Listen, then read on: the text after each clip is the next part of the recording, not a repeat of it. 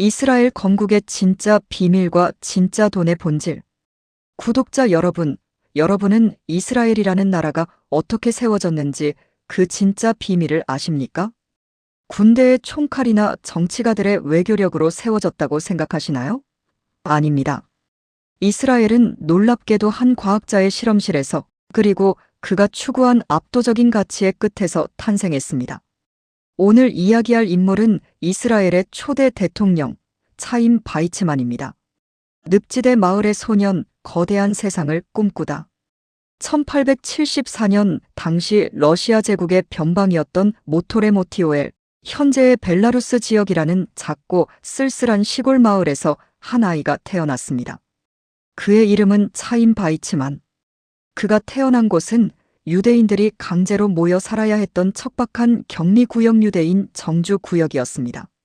아버지는 강에서 통나무를 뗏목으로 엮어 운반하는 가난한 목재 상인이었고, 무려 15명이나 되는 형제자매 그중 3명은 영아기 사망과 복잡거리는 지독하게 가난하고 궁핍한 환경이었습니다. 하지만 그의 집안은 가난했을지언정 정신만큼은 풍요로웠습니다. 전통을 존중하면서도 학문과 배움을 대단히 장려하는 깨어있는 분위기였습니다. 소년 차임은 유대인 전통학교인 헤데르시에이 치이디이알에서 공부를 시작했는데, 남다른 총명함으로 5살 때부터 두각을 나타냈습니다. 이 시기 차임에게 거대한 호기심의 불꽃을 지핀 것은 선생님이 몰래 건네준 과학과 철학책들이었습니다. 소년은 늪지대 마당 구석에서 책을 읽으며 눈앞에 거친 현실 너머에 있는 거대한 세계를 동경하기 시작했습니다. 11살이 되던 해 차임은 더 넓은 학문을 배우기 위해 부모의 품을 떠나 인근 도시인 핀스크피아이엔스케이의 고등학교 인문과학 중심 학교로 유학을 가게 됩니다. 돈이 없었기에 그는 부유한 집안 아이들의 과외를 해주고 화학공장 주인의 집에서 먹고 자는 고단한 고학생 생활을 해야 했습니다. 낮에는 차별과 가난 속에서 땀을 흘리고 밤에는 등잔불 밑에서 화학식을 외우던 11살의 소년 차임은 어느 날 자신의 선생님에게 한 통의 편지를 보냅니다. 그 편지에는 훗날 전 세계를 뒤흔들 놀라운 예언과 집념이 담겨 있었습니다. 세계의 왕들과 열강들이 우리 유대 민족을 파멸시키려 하고 있습니다. 우리는 결코 무너지지 않을 것입니다. 오직 영국만이 우리가 고대의 고향 팔레스타인으로 돌아가 다시 일어설 수 있도록 도와줄 수 있을 것입니다. 훗날 이스라엘의 건국을 이끌고 영국의 마음을 움직이게 되는 거대한 외교적 통찰력이 고작 11살 소년의 머릿속에서 이미 싹트고 있었던 것입니다. 그는 이미 자신의 인생을 바칠 목적지를 정했고, 그 목적지에 도달할 강력한 인생의 지렛대로 화학 케머스트리를 선택했습니다. 고등학교를 우수한 성적으로 졸업했지만 당시 러시아에는 유대인의 대학 입학 비율을 극도로 제한하는 악명 높은 유대인 할당제 쿼터가 있었습니다. 실력이 아무리 뛰어난들 제도라는 차가운 벽이 그의 앞길을 가로막은 것입니다. 그러나 바이츠만은 좌절하지 않았습니다. 18살의 청년 바이츠만은 단돈 몇 푼의 차비를 들여 고향을 떠나 독일에 있는 베를린 대학과 스위스 프라이부르크 대학으로 향했습니다. 러시아가 그를 거부한다면 전 세계 화학의 중심지였던 유럽에서 승부를 보겠다는 배짱이었습니다. 유학 생활은 고난의 연속이었습니다. 집에서 보내주는 돈은 턱없이 부족했고, 그는 밤낮으로 러시아어와 과학을 가르치는 아르바이트를 하며 학비를 벌었습니다. 배고픔에 쪼들리면서도 그는 연구실에 불을 끄지 않았습니다. 마침내 25세가 되던 1899년 그는 유기화학 박사학위를 받아내며 당당히 세상에 자신의 이름을 알렸습니다. 그리고 1890년대 후반부터 발명한 염료다이스터프스 관련 화학 특허들을 기업에 판매하면서 지독했던 만성적 가난에서 스스로 탈출했습니다. 번 돈으로 자신의 동생들을 대학에 보낼 정도로 경제적 자립을 이루어낸 것입니다.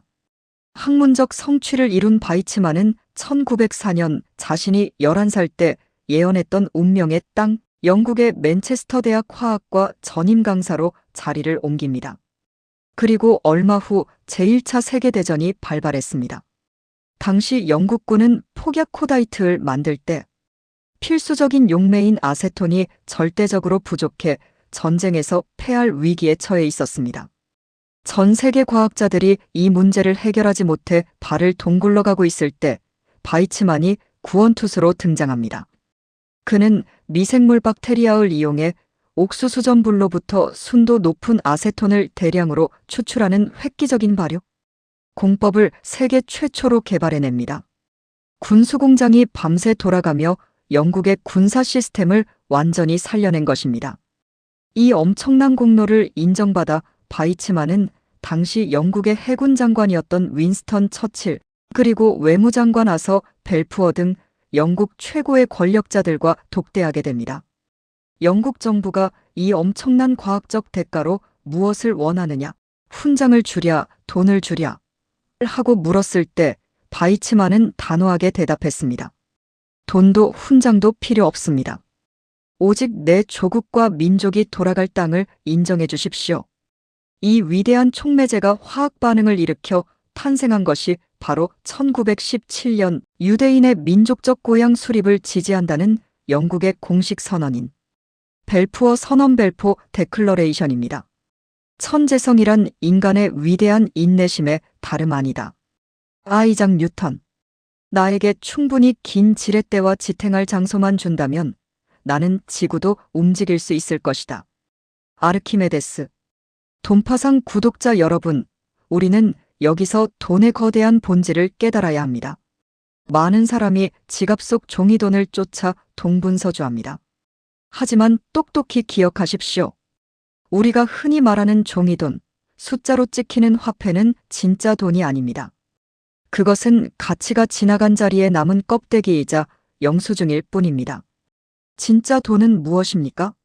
바이츠만이 보여준 것처럼 내 몸을 움직여 인류와 세상을 이롭게 만드는 행위, 그 움직임 속에 담긴 실질적 가치가 진짜 돈입니다. 성공한 사람이 되려고 하지 말고 가치 있는 사람이 되려고 노력하라.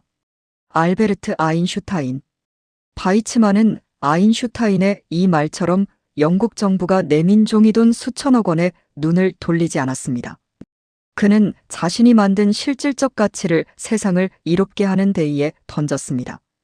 그 가치의 크기가 얼마나 거대했던지 우주의 에너지는 그 보상으로 겨우 종이돈 몇 장이 아니라 이스라엘이라는 한국가의 재건이라는 상상조차 할 수 없는 거대한 결과물로 보답한 것입니다.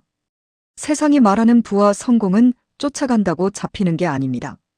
내가 세상을 위해 창출한 실질적 가치의 크기에 따라 우주가 돈이라는 평가 기준을 통해 자동으로 가져다 주는 것입니다. 사람이 무엇을 심든지 그대로 거두리라. 성경 갈라디아서. 결국 부의 축적도 한국가의 건국도 핵심은 똑같습니다. 내가 살아서 움직이는 동안 세상을 위해 어떤 가치를 만들어낼 것인가. 그 행위 자체가 성공이고 그것이 진짜 돈입니다. 당신이 가진 에너지를 가치 있는 곳에 집중시켜라. 그것이 세상을 바꾸는 촉매가 된다. 스티브 잡스. 눈앞의 껍데기 같은 종이돈에 영혼을 팔지 마십시오. 세상을 이롭게 하는 홍익인간의 마음으로 여러분만의 압도적인 실질 가치를 창출하십시오. 가치가 앞서면 부는 알아서 뒤따라옵니다. 오늘도 여러분 마음에 부의 촉매를 전하는 돈파상이었습니다. 감사합니다.